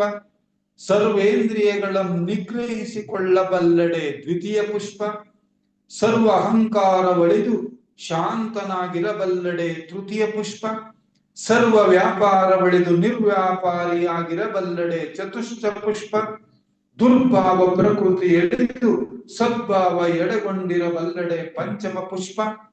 ನಾವಲ್ಲಿ ಇದನ್ನು ಕೇಳಿದ್ವಿ. ಅಹಿಂಸಾ ಪ್ರಥಮಂ ಪುಷ್ಪಂ, ಪುಷ್ಪಂ ಇಂದ್ರಿಯ ನಿಗ್ರಹ, ಸರ್ವಭೂತ ದಯಾ ಪುಷ್ಪಂ, ಕ್ಷಮಾ ಪುಷ್ಪಂ, ಚೇತ ವಿಶೇಷತಃ ಶಾಂತಿ ಪುಷ್ಪಂ, ಸತ್ಯ ಪುಷ್ಪಂ, ಧ್ಯಾನಮಷ್ಟವಿಧ ಪುಷ್ಪಂ, ಪ್ರಿಯಕರೋ ವಿಷ್ಣು ಭವೇತ್ ಅಂತೇಳಿ ಒಂದು ಮಂತ್ರ ಇಲ್ಲಿ ವಚನದಲ್ಲೂ ಅದನ್ನ ಇನ್ ಸ್ವಲ್ಪ ಅವ್ರದೇ ಆದ ರೀತಿಯಲ್ಲಿ ಕೊಡ್ತಾರೆ. ಅಹಿಂಸೆ ಅದನ್ನೇ. ಈಗ ನಾವು ಅರ್ಪಿಸ್ಬೇಕಾದ ಪುಷ್ಪಗಳನ್ನ ಹೊರಗಿಂದ ಅಲ್ಲ, ಅಂದ್ರೆ ಇನ್ನ ಕರ್ಮ ಇಲ್ಲ, ಇನ್ನ ಜ್ಞಾನ ಜಾಸ್ತಿ ಆಯ್ತು. ಈಗ ಅಹಿಂಸೆಯನ್ನ ಮಾಡ್ತಕ್ಕಂಥದ್ದೇ, ಅಹಿಂಸೆಯನ್ನ ಆಚರಿಸ್ತಕ್ಕಂಥದ್ದೇ ಮೊದಲನೇ ಪುಷ್ಪ, ಇಂದ್ರಿಯಗಳನ್ನ ನಿಗ್ರಹಿಸ್ತಕ್ಕಂಥದ್ದು ಎರಡನೆಯ ಪುಷ್ಪ, ಸರ್ವ ಅಹಂಕಾರ ಒಳಿದು ಶಾಂತನಾಗಿರಬಲ್ಲಡೆ ತೃತೀಯ ಪುಷ್ಪ. ಇದನ್ನು ಅಲ್ಲೂ ಕೂಡ ಹೇಳಿದ್ರು, ಶಾಂತಿ ಪುಷ್ಪಂ. ಸರ್ವ ವ್ಯಾಪಾರ ಒಳಿದು ನಿರ್ವ್ಯಾಪಾರಿಯಾಗಿಲ್ಲಬಲ್ಲಡೆ ಚತುಶ್ಚ ಪುಷ್ಪ. ಯಾವಾಗಲೂ ಬರೀ ನಾವು ಈ ವ್ಯವಹಾರಿಕವಾಗಿದ್ದೀವಲ್ಲ, ಲೌಕಿಕ ವ್ಯವಹಾರದಿಂದ ನಮ್ಮ ಮನಸ್ಸನ್ನ ಸ್ವಲ್ಪ ನಿಗ್ರಹಿಸಿ ಹಿಂದಕ್ಕೆ ತೆಗೆದುಕೊಂಡ್ರೆ ಅದು ಚತುಷ್ಟ ಪುಷ್ಪ. ದುರ್ಭಾವ ಪ್ರಕೃತಿ ಎಳಿದು ಸದ್ಭಾವ ಎಡೆಗೊಂಡರವಲ್ಲಡೆ ಪಂಚಮ ಪುಷ್ಪ. ಭಾವನೆಗಳು ಪರಿಶುದ್ಧವಾಗಿದೆ ಈಗ ಮಾಡಿಕೊಂಡ್ರೆ ಅದು ಪಂಚಮ ಪುಷ್ಪ. ಹೀಗೆ ಉಂಡು ಉಪವಾಸಿ ಬಳಸಿ ಬ್ರಹ್ಮಚಾರಿಯಾಗಿಲ್ಲಬಲ್ಲಡೆ ಷಷ್ಠಮ ಪುಷ್ಪ. ಹೇಳಿದ್ರಲ್ಲ, connected to everything, attach to nothing. ಉಂಡು ಉಪವಾಸಿ ಬಳಸಿ ಬ್ರಹ್ಮಚಾರಿ, ಅನೃತವ ಮರೆದು ಸತ್ಯವ ನುಡಿಯಬಲ್ಲಡೆ ಸಪ್ತಮ ಪುಷ್ಪ. ಸಕಲ ಪ್ರಪಂಚ ಒಳಿದು ಶಿವಜ್ಞಾನ ಸಂಪನ್ನನಾಗಿರಬಲ್ಲಡೆ ಅಷ್ಟಮ ಪುಷ್ಪ. ಇಂತಿ ಅಷ್ಟದಳ ಕಮಲದಲ್ಲಿ ಸಹಸ್ರ ಪೂಜೆಯ ಮಾಡಬಲ್ಲ ಶರಣರು ನಿಮ್ಮ ಪ್ರತಿಬಿಂಬದಂತಿಪ್ಪರು ಕಾಣ ಕೂಡಲ ಚನ್ನ ಸಂಗಮ ದೇವ. ಈಗ ಅವನಿನ್ನು ಮುಂದೆ ಹೊರಗಿನ ವ್ಯವಹಾರ ಅಲ್ಲ, ಒಳಗಿನ ವ್ಯವಹಾರವನ್ನ ಅವನು ಪ್ರಾರಂಭ ಮಾಡ್ತಾನೆ. ಈಗಾಗಲೇ ಅವನಿಗೆ ಅಂತರಂಗ ಜಾಗೃತಿಯಾಗಿದೆ. ಇದನ್ನು ನಾವು ಪ್ರಾಣಲಿಂಗ ಸ್ಥಳ ಅಂತೇಳಿ ಕರೆದು, ಈ ರೀತಿ ಸುಗುಣಗಳನ್ನ ಅವನು ಬಲಿಸ್ಕೊಳ್ತಾ, ದುರ್ಗುಣಗಳನ್ನ ಕಡಿಮೆ ಮಾಡ್ಕೊಳ್ತಾ, ಪ್ರಾಣದ ಪೂರ್ವಾಶ್ರಯವನ್ನ ಕಳೆದು ಲಿಂಗವೇ ಪ್ರಾಣವಾಗಿ, ಪ್ರಾಣವೇ ಲಿಂಗವಾಗಿ ಪರಿಣಮಿಸತಕ್ಕಂತಹ ಸ್ಥಿತಿ. ಲಿಂಗ ಬಾಹ್ಯಂ ಪರಂ ನಾಸ್ತಿ. ಲಿಂಗ ಇಲ್ಲದೆ ಇರೋ ಪ್ರಪಂಚ ಇಲ್ಲವೇ ಇಲ್ಲ ಅಂತಕ್ಕಂಥ ಒಂದು ಸ್ಥಿತಿಗೆ ಬರ್ತಾನಲ್ಲ, ಇದು ಹೀಗೆ ಏರಿದ ಸ್ಥಳವೇ ಯಾವ ಸ್ಥಳ? ಶರಣ ಸ್ಥಳ ಅಂತ ನಾವು ಕರಿತೀವಿ. ಈ ಶರಣನ ಸ್ಥಿತಿ ಈಗಾಗಲೇ ಅವನಿಗೆ ನಿತ್ಯ ವಿವೇಕ ಸಂಪೂರ್ಣವಾಗಿ ಅರಿವಿಗೆ ಬಂದುಬಿಟ್ಟಿದೆ. ಅವನಿಗೆ ಈ ದೇಹ, ಸಂಸಾರ ಇವೆಲ್ಲ ಮೋಹವನ್ನ ಬಿಟ್ಬಿಟ್ಟಿದ್ದಾನೆ. ಲಿಂಗದ ಕಳೆಯನ್ನ ಅರಿತು ಲಿಂಗಗುಳವುಳ್ಳವನಾಗಿ ಬಾಹ್ಯಾಭ್ಯಂತರಗಳಲ್ಲಿ ಲಿಂಗದ ನೆನಹಿನಿಂದ ಅವನು ವ್ಯವಹಾರ ಮಾಡ್ತಾನೆ. ಪ್ರತಿಯೊಂದಕ್ಕೂ ಅವನು ಭಗವಂತನನ್ನು ಮುಂದಿಟ್ಕೊಳ್ತಾನೆ. ಅಂತರ್ಮುಖಿಯಾದಾಗ ಕಾರಣತನುವಿನ ಸಂಬಂಧ ನೋಡಿ. ಇಲ್ಲಿ ನಮ್ಗೆ ಹೇಳ್ತೀವಲ್ಲ, ಎಚ್ಚರವಾಗಿದ್ದಾಗ ಒಂದ್ ಸ್ಟೇಜ್ ಅಲ್ಲಿ ಇರ್ತಾನೆ, ಮಲಗಿದಾಗ ಇನ್ನೊಂದು ಸ್ಟೇಜ್ ಅಲ್ಲಿ ಇರ್ತಾನೆ ಅಂತ. ಈಗ ಶರಣನ ಸ್ಥಿತಿ ಅಂತದ್ದಪ್ಪ ಅಂತ ಹೇಳಿದ್ರೆ, ಅವನು ಸದಾಕಾಲ ಅಂತರ್ಮುಖಿಯಾಗಿರ್ತಾನೆ. ಅಂತರ್ಮುಖಿಯಾದಾಗ ಕಾರಣತನುವಿನ ಸಂಬಂಧ ಅಂದ್ರೆ ಲಿಂಗ ಸಂಬಂಧ. ಬಹಿರ್ಮುಖವಾಗಿದ್ದಾಗ ಸ್ಥೂಲ ಸೂಕ್ಷ್ಮತನುಗಳ ವ್ಯವಹಾರವನ್ನ ಮಾಡುತ್ತಾ ಇದ್ದಾದ್ರೂ ಕೂಡ ತನುಮನ ಗುಣಗಳಿಂದ ಬಾಧಿತನಲ್ಲ. ಮಾಡದಂತಿರಬೇಕು ಅನ್ನುವಂತ ಸ್ಟೇಜ್ ಅಲ್ಲಿ ಇರ್ತಾನೆ. ಈಗ ಜೀವಾತ್ಮನಿಗೂ ಪರಮಾತ್ಮನಿಗೂ ಕೂಡ ನಡುವೆ ನಡೀತಕ್ಕಂತಹ ಒಂದು ಅನುಸಂಧಾನ. ಶರಣ ಹೇಗಿರ್ತಾನೆ ಈಗ ಅಂತ ಹೇಳಿದ್ರೆ, ಸಂಪೂರ್ಣ ಆನಂದದ ಸ್ಥಿತಿಯಲ್ಲಿರ್ತಾನೆ. ಆ ಲಿಂಗದ ಒಂದು ಸಂಪರ್ಕದಲ್ಲಿ ಈಗ ಅವನು ಇಲ್ಲಿ ಬಂತಲ್ಲ, ಬ್ಲಿಸ್ಫುಲ್ನೆಸ್ ಪ್ಲಸ್ ಪರಾಶಕ್ತಿಯನ್ನು ಅವನು ತನಗೆ ಸಂಪರ್ಕಕ್ಕೆ ಅವನು ಬಂದಿರೋದ್ರಿಂದ ಈಗ ಅವನಿಗೆ ನೋಡಿ, ಇಲ್ಲಿ ನಾವು 3 ಶಬ್ದಗಳನ್ನ ಬಳಸ್ತೀವಿ: happy, Joy, bliss. Happy, Joy, bliss, happy. ನಮ್ಗೆ ಯಾವಾಗೆಲ್ಲ ಹ್ಯಾಪಿ ಆಗುತ್ತೆ? ಈಗ ತಕ್ಷಣ ಒಂದ್ ಬಿಸಿ ಬಿಸಿ ಒಂದ್ ಕಪ್ ಟೀ ಬೇಕು, ಹೋಗಿ ಹೊರಗೆ ಟೀ ಕುಡಿದ ತಕ್ಷಣ ನಮ್ಗೇನಾಯ್ತು? ವಿ ಆರ್ ಹ್ಯಾಪಿ ಅಷ್ಟೇ. ಇನ್ನು ಮತ್ತೆ 2-3 ಗಂಟೆ ಅದು ಹಂಗೆ ಇರುತ್ತಾ ಅಂದ್ರೆ ಇರಲ್ಲ, ಮತ್ತೆ ಇನ್ನೊಂದ್ಸರಿ ಬೇಕು. ಅದು ಹ್ಯಾಪಿ ಅಷ್ಟೇ. ಸ್ವಲ್ಪ ಜಾಯ್ ಸ್ವಲ್ಪ ದಿನ ಇರುತ್ತೆ. ಒಂದ್ ಒಳ್ಳೆ ಕಾರ್ ತಗೊಂಡ್ಬಿಡ್ತೀನಿ, ಒಂದು 15-20 ಲಕ್ಷ ಕೊಟ್ಟು, ಸ್ವಲ್ಪ ದಿನ ಜಾಯ್ಫುಲ್ ಆಗಿರ್ತೀವಿ. ನಮ್ಮ ಮನೇಲಿ ಪಕ್ಕದ ಮನೆ ಇನ್ನೊಂದು 25 ಲಕ್ಷದ ಕಾರ್ ತರೋವರೆಗೂ ನಮ್ ಜಾಯ್ ಇರುತ್ತೆ. ಅವ್ನು 25 ಲಕ್ಷ ಕಾರ್ ತಂದ ಮೇಲೆ ಜಾಯ್ ಇರ್ತಾ ಇಲ್ಲ. ಬಟ್ ಈ ಹ್ಯಾಪಿ ಮತ್ತು ಜಾಯ್ ಇದೆಯಲ್ಲ, ಇದೆರಡು ಹೊರಗಿನಿಂದ ತಗೊಳ್ಳುವಂಥದ್ದು. ಬಟ್ ಬ್ಲಿಸ್ ಇದೆಯಲ್ಲ, ಅದು ಒಂದು ಸಾರಿ ನಾವು ಆ ಬ್ಲಿಸ್ ಪರಿಚಯ ಆದ್ರೆ ಅದಕ್ಕೆ ಹೊರಗಿಂದ ಯಾವುದು ಬೇಕಿಲ್ಲ ಅವನಿಗೆ. ಸೊ ಈಗ ಅವನಿಗೆ ಆ ಪರಾಶಕ್ತಿಯ ದರ್ಶನ ಆಗ್ಬಿಟ್ಟಿದೆಯಲ್ಲ, ಹಾಗಾಗಿ ಅವನು ಇಲ್ಲಿ ಯಾವ ಸ್ಟೇಜ್ ಇದ್ದಾನೆ? ಬ್ಲಿಸ್ಫುಲ್ ಸ್ಟೇಟ್ ನಲ್ಲಿ ಇದ್ದಾನೆ, ಆನಂದದ ಸ್ಥಿತಿನಲ್ಲಿ ಅವನಿದ್ದಾನೆ ಅನ್ನುವಂಥದ್ದು. ಇಲ್ಲಿ ಅದಕ್ಕೊಂದು ವಚನ ಬರ್ತದೆ, ನೀರ ನಡುವೆ ಒಂದು ಗಿಡು ಹುಟ್ಟಿತ್ತು, ನೀರ ನಡುವೆ ಒಂದು ಗಿಡು ಹುಟ್ಟಿತ್ತು, ಆ ಗಿಡುವಿನ ಎಲೆಯ ಮೇಲೆ ಬಂದಿತ್ತು ಒಂದು ಕೋಡಗ, ಆ ಕೋಡಗನ ಕೊಂಬಿನಲ್ಲಿ ಮೂಡಿತ್ತು ಒಂದು ಅದ್ಭುತ, ಆ ಅದ್ಭುತವನ್ನಲ್ಲದೆ ಶರಣನಾಗಬಾರದು ಗುಹೇಶ್ವರ. ಇವರ ವಚನಗಳೆಲ್ಲ ಈ ತರ ಬೆಳಗ್ಗೆ ಅಲ್ಲವ? ನೀರ ನಡುವೆ ಒಂದು ಗಿಡು ಹುಟ್ಟಿತ್ತು, ನೀರ ನಡುವೆ ಒಂದು ಗಿಡು ಹುಟ್ಟಿತ್ತು, ಆ ಗಿಡುವಿನ ಎಲೆಯ ಮೇಲೆ ಬಂದಿತ್ತು ಒಂದು ಕೋಡಗ, ಆ ಕೋಡಗನ ಕೊಂಬಿನಲ್ಲಿ ಮೂಡಿತ್ತು ಒಂದು ಅದ್ಭುತ, ಆ ಅದ್ಭುತ ಒಳಿದಲ್ಲದೆ ಶರಣನಾಗಬಾರದು ಗುಹೇಶ್ವರ. ಇಲ್ಲಿ ನೀರ ನಡುವೆ ಅಂದ್ರೆ ನಾವೇನ್ ಅರ್ಥ ಮಾಡ್ಕೋಬಹುದು? ಈ ಪ್ರಪಂಚವನ್ನೇ ಒಂದು ನೀರು ಅಂತ ತಿಳ್ಕೊಂಬಿಡಿ. ಈ ಪ್ರಪಂಚ ಇದೆಯಲ್ಲ, ಇದು ಒಂದು ದೊಡ್ಡ ನೀರು, ಒಂದು ಸಮುದ್ರ ಈ ಪ್ರಪಂಚ. ಆ ನೀರ ನಡುವೆ ಒಂದು ಗಿಡು ಹುಟ್ಟಿತ್ತು. ಇಲ್ಲಿ ಈ ಗಿಡು ಅಂದ್ರೆ ಯಾರು? ಗಿಡ ಹುಟ್ಟಿರೋದು ಯಾರು ಇಲ್ಲಿ? ನಾವೇ, ಈ ದೇಹವೇ. ಈ ದೇಹವೇ ಒಂದು ಗಿಡ. ಎಲೆಗಳು ಯಾವುದು? ವಿಷಯ ಸುಖಗಳೇ ಎಲೆಗಳು. ವಿಶ್ವವೇ ನೀರು, ಆ ವಿಶ್ವ ಅಂತಕ್ಕಂಥ ನೀರಿನಲ್ಲಿ ಈ ದೇಹವೇ ಒಂದು ಗಿಡ. ಎಲೆಗಳು ಯಾವುದು ಅಂತ ಹೇಳಿದ್ರೆ ಈ ವಿಷಯ ಸುಖಗಳೇ ಎಲೆಗಳು. ಈ ಎಲೆಗಳನ್ನ ತಿನ್ನಕ್ಕೊಂದು ಕೋಡಗ ಬಂದ್ಬಿಟ್ಟೈತಿ. ಯಾರ ಕೋಡಗ? ಮನಸ್ಸು. ಮನಸ್ಸು ಒಂದು ಕೋಡಗ. ಅದು ಏನ್ ಮಾಡಿದೆ? ಈ ಮನಸ್ಸು ಇವುಗಳನ್ನೆಲ್ಲ ತಿನ್ಬೇಕು ತಿನ್ಬೇಕು ತಿನ್ಬೇಕು, ವಿಷಯ ಸುಖಗಳನ್ನ, ಅದನ್ನು ಈ ಪಂಚೇಂದ್ರಿಯಗಳಿಂದ ಸಿಗೋ ಸುಖಗಳೆಲ್ಲ ತಿನ್ಬೇಕು ತಿನ್ಬೇಕು ತಿನ್ಬೇಕು ಅಂತ ಬಂದ್ಬಿಟ್ಟತಿ ಈ ಕೋಡಗ. ಇಲ್ಲೊಂದು ವಿಶೇಷ ಏನಂದ್ರೆ, ಈ ಕೋಡಗಕ್ಕೊಂದು ಕೊಂಬು ಬೇರೆ ಬಂದ್ಬಿಟ್ಟೈತೆ. ಈ ಕೋಡಗಕ್ಕೆ ಒಂದು ಕೊಂಬು ಬೇರೆ ಬಂದಿದೆ. ಯಾವ್ದ ಕೊಂಬು? ಅಹಂಕಾರ ಅನ್ನೋದೊಂದು ಕೊಂಬು. ಆ ಕೋಡಗೊಂದು ಕೊಂಬು ಯಾವುದು ಅಂದ್ರೆ, ಆ ಮನಸ್ಸಿಗೆ ನಾನು ಅನ್ನೋದೊಂದು ಬಂದ್ಬಿಟ್ಟೈತಲ್ಲ, ಆ ಕೊಂಬೆ ಇಲ್ಲಿ ಆ ಕೋಡಗನಿಗಿರೋ ಕೊಂಬು, ಅಹಮ್ಮೆ ಕೊಂಬು. ಸೊ ಇಲ್ಲಿ ಏನಾಗ್ತದೆ? ಆ ಅಹಂಕಾರ ಒಳಿದಲ್ಲದೆ, ಆ ಅದ್ಭುತ ಒಳಿದಲ್ಲದೆ ಅಂದ್ರೆ, ಅದ್ಭುತ ಅಂದ್ರೆ ಯಾವುದು? ಇಲ್ಲಿ ಅಹಂಕಾರ. ಆ ಅದ್ಭುತ ಒಳಿದಲ್ಲದೆ ಶರಣನಾಗಬಾರದು ಗುಹೇಶ್ವರ. ನೋಡಿ, ಶರಣ ಅಂದ್ರೆ ಅಲ್ಲಿಗೆ ಎಂತ ನಿರ್ಭಾವ ಬಂದಿರ್ಬೇಕು. ಭೃತ್ಯಾಚಾರಿ ಏನು ಅಲ್ಲ. ನಾವೀಗೇನಾದ್ರು ಒಂಚೂರು ಮಾಡಿಬಿಟ್ರೆ, ಅಯ್ಯೋ ನಾನ್ ಮಾಡ್ದೆ ಅಷ್ಟು ಒದ್ದಾಡ್ತೀವಿ. ಆದರೆ ಇದು ಅಳಿದೆ ಇದ್ರೆ ಅವನು ಶರಣನಾಗಬಾರದು ಗುಹೇಶ್ವರ. ಅರಿದು ಅರಿಸಿಹನೆಂದರೆ ಮನದ ವಿಕಾರ.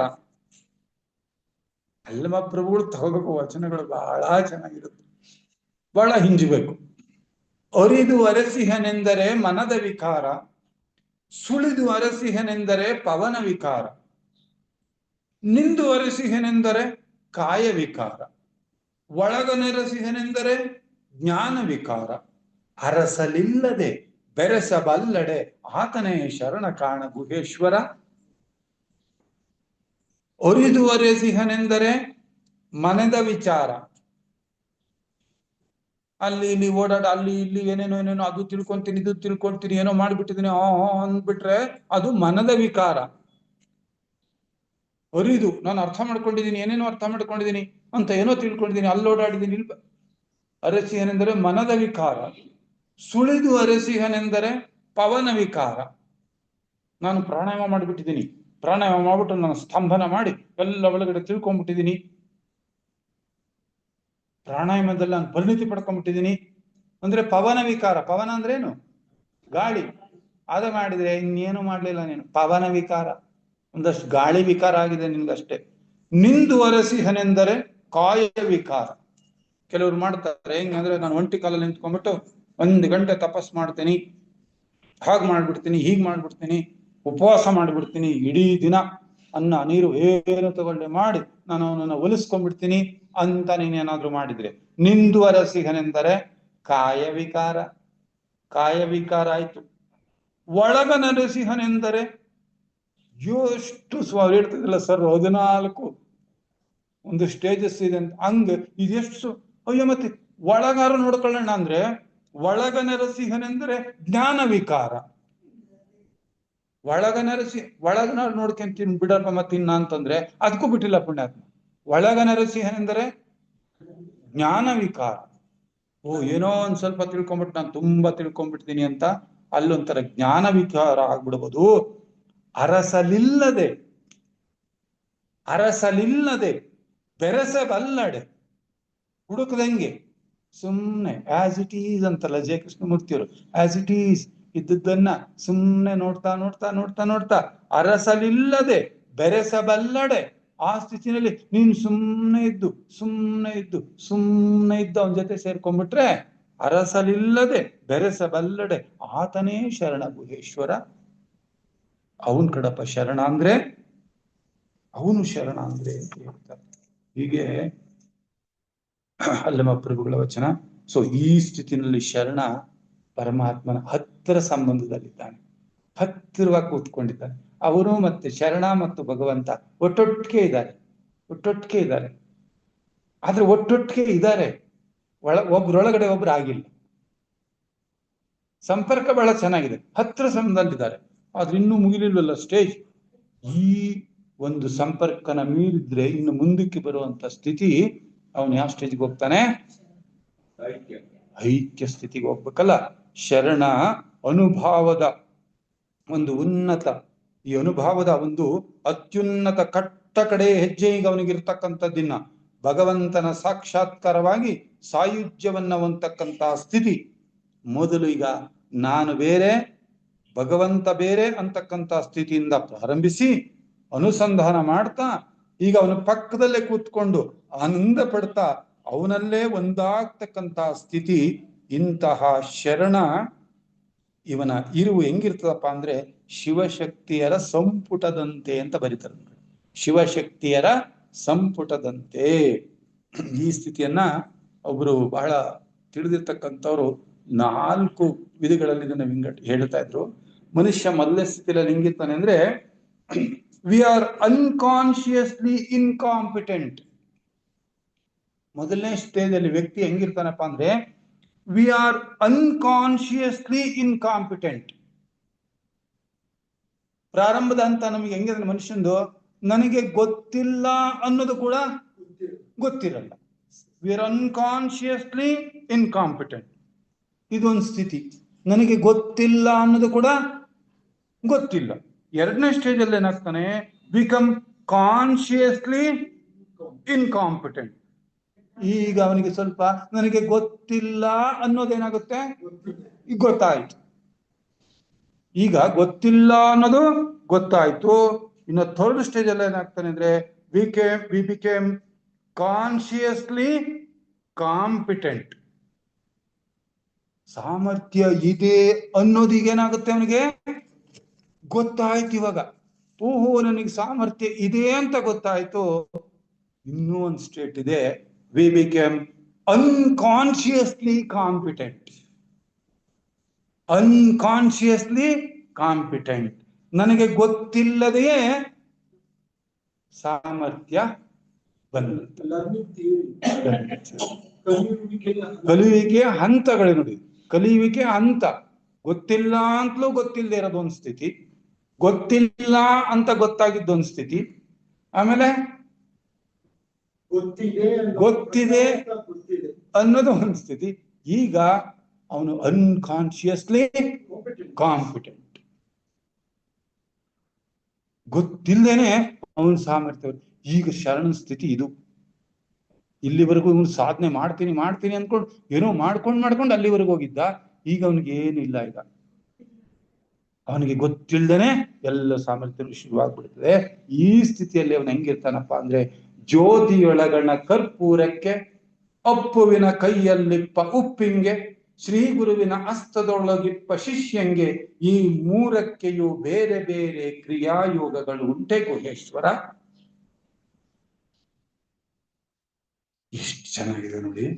ಜ್ಯೋತಿಯೊಳಗಣ ಕರ್ಪೂರಕ್ಕೆ, ಮೊದ್ಲೇ ಜ್ಯೋತಿ ಉರಿತಾ ಇದೆ, ದಗ ದಗ ದಗ ಉರಿತಾ ಇದೆ. ಅದ್ರೊಳಗೆ ನೀವು ಹೋಗಿ ತಗೊಂಡೋಗ್ಬಿಟ್ಟು ಒಂದು ಕರ್ಪೂರನ ಹಾಕ್ಬಿಟ್ರಿ. ದೊಡ್ಡ ಸಮುದ್ರ ಉಪ್ಪು, ಅದಕ್ಕೆ ತಗೊಂಡೋಗಿ ಒಂದು ಇಡೀ ಉಪ್ಪು ಹಾಕಿಬಿಟ್ರಿ. ಶ್ರೀ ಗುರುವಿನ ಹಸ್ತದೊಳಗಿಪ್ಪ ಶಿಷ್ಯಂಗೆ, ಒಬ್ಬ ಶ್ರೇಷ್ಠನಾದಂತಹ ಗುರುವಿನ ಕೈನಲ್ಲೊಬ್ಬ ಶಿಷ್ಯನ್ ಕೊಟ್ಬಿಟ್ಟಿದ್ವಿ.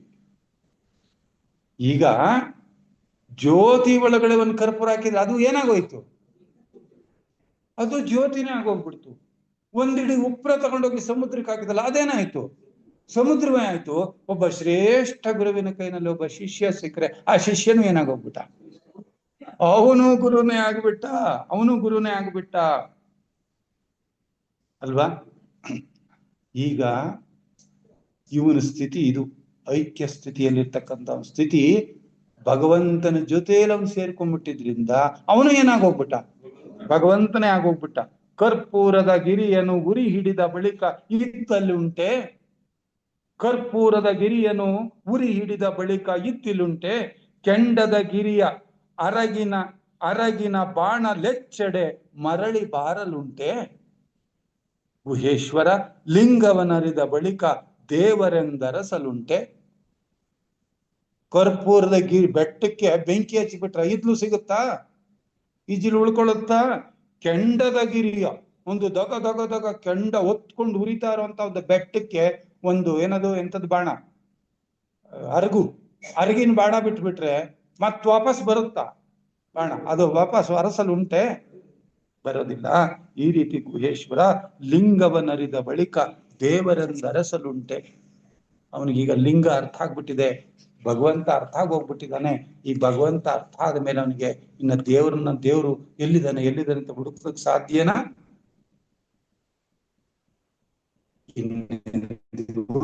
ಅದು ಸಾಧ್ಯ ಇಲ್ಲ ಅಂತ ಹೇಳ್ತಾ ಇನ್ನೊಂದು ಬಹಳ ಸುಂದರವಾದ ವಚನ. ಇದನ್ನ ಬಿಡಿಸ್ಬೇಕು ಅಂದ್ರೆ ನಾವು ನಿಜವಾದ ಥಿಯಾಸಫಿ ಸಾಹಿತ್ಯನ ಆಳವಾಗಿ ಅಧ್ಯಯನ ಮಾಡಿದ್ರೆ ಇವನ್ನ ನಾವು ಬಿಡಿಸ್ಬೋದು. ನೋಡಿ, ಇದು ಎಷ್ಟು ವಿಚಿತ್ರ. ತಾಯಿ ಇಲ್ಲದ ಶಿಶುವಿಂಗೆ ಶಿಶುವಿಲ್ಲದ ತಾಯಿ ಮೊಲೆಯ ನೋಡಿದಳು. ತಾಯಿ ಇಲ್ಲದ ಶಿಶುವಿಂಗೆ ಶಿಶುವಿಲ್ಲದ ತಾಯಿ ಮೊಲೆಯ ನೋಡಿದಳು. ಮೊಲೆಯಾಲ ಹುಂಡ ಶಿಶು ತಾಯ ಠಕ್ಕೈಸಿದೊಡೆ, ತಾಯಿ ಆ ಶಿಶುವಿಂಗೆ ಸಸಿಯಾದಳಲ. ಸತಿಯ ಸಂಗವ ಸುಖದ ಪತಿಯನೆಂದರಸದಲ್ಲಿ ಸತಿಪತಿ ಎಂಬೆರಡು ಅಳಿಯಿತ್ತು ನೋಡ ಗುಹೇಶ್ವರ. ಇಲ್ಲಿ ತಾಯಿ ಇಲ್ಲದ ಶಿಶು. ತಾಯಿ ಇಲ್ಲದ ಶಿಶು ಯಾರು? ನಾವು ಅಂದ್ರೆ ಅಂಗಶಕ್ತಿ ಅಂತ ತಿಳ್ಕೊಬೇಕಿಲ್ಲಿ. ನಾವಿಲ್ಲಿ ಷಟ್ಸ್ಥಲ ಸಿದ್ಧಾಂತನ ವಿಚಾರ ಮಾಡ್ತಾ ಇರೋದ್ರಿಂದ ತಾಯಿ ಇಲ್ಲದ ಶಿಶು ಅಂದ್ರೆ ಅಂಗಶಕ್ತಿ. ತಾಯಿ ಇಲ್ಲದ ಶಿಶು ಅಂಗಶಕ್ತಿ, ಈ ದೇಹ. ತಾಯಿ ಲಿಂಗಶಕ್ತಿ, ಉನ್ನತಾತ್ಮ. ಇಲ್ಲಿ ದೇಹಾತ್ಮ ಅನ್ಕೊಳ್ರೆ ಉನ್ನತಾತ್ಮ ಅಂತ ತಿಳ್ಕೊಳ್ಳಿ. ಒಂದು ಅಂಗಶಕ್ತಿ, ತಾಯಿ ಇಲ್ಲದೆ ಇರೋ ಶಿಶು, ಶಿಶು ಇಲ್ಲದೆ ಇರೋ ತಾಯಿ, ಲಿಂಗಶಕ್ತಿ ಅಂದ್ರೆ ನಮ್ಮ ಉನ್ನತಾತ್ಮ. ಇಲ್ಲಿ ಇದನ್ನ ಇನ್ನೂ ನಾವು ಆಳವಾಗಿ ಅರ್ಥ ಮಾಡ್ಕೊಳ್ಬಹುದು ಅಂತಂದ್ರೆ ನೋಡಿ, ಇಲ್ಲಿ ಮೊಲೆಯ ಮೂಡಿಸಿದಳು. ಈಗ ಎಲ್ಲಿ ಮೊಲೆ ಮೂಡಿಸೋದು? ನಮ್ಗೆ ಈ ನಾಡಿಗಳು ಬೀಳ್ತದೆ, ಇಡ ಮತ್ತು ಪಿಂಗಳ ನಾಡಿ. ಮೂಲಾಧಾರದಲ್ಲಿ ಏನಾಗಿದೆ ನಮ್ಗೆ ಆ ಕುಂಡಲಿನಿ ಶಕ್ತಿ, ಅದ್ಭುತವಾದ ಶಕ್ತಿ ಅಲ್ಲಿ ಏನಾಗಿದೆ, ಸುಮ್ನೆ ಮಲ್ಕೊಂಡ್ಬಿಟ್ಟಿದೆ. ಅದು ಸುಮ್ನೆ ಮಲ್ಕೊಂಡ್ಬಿಟ್ಟಿದೆ.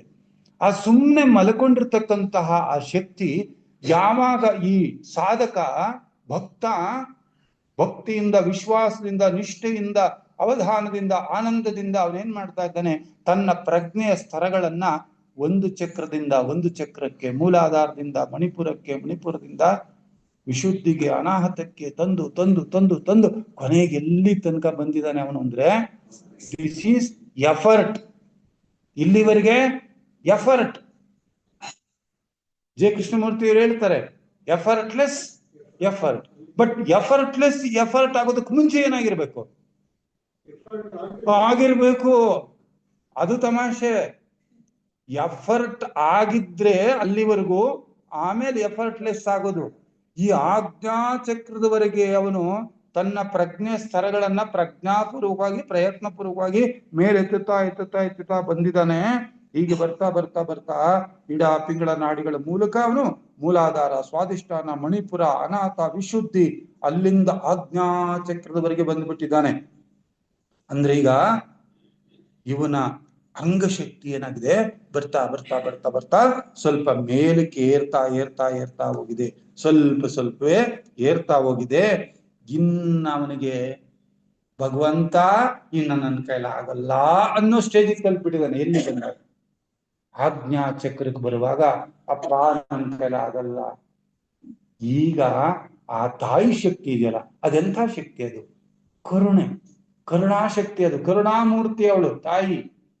ಆಯ್ತು ಮಗನೇ, ನೀನ್ ಇಲ್ಲಿವರೆಗೂ ನೀನ್ ಬಂದಿದ್ದೀಯಲ್ಲ, ನಾನಿನ್ನು ಬರ್ತೀನಿ ಅಂತ ಆ ಲಿಂಗ ಶಕ್ತಿ ಏನಾಯ್ತು, ಸ್ವಲ್ಪ ಕೆಳಗಿಳಿತು. ಅಂಗಶಕ್ತಿ ಮೇಲಕ್ಕೇರ್ತು, ಲಿಂಗ ಶಕ್ತಿ ಕೆಳಗಿಳಿತು.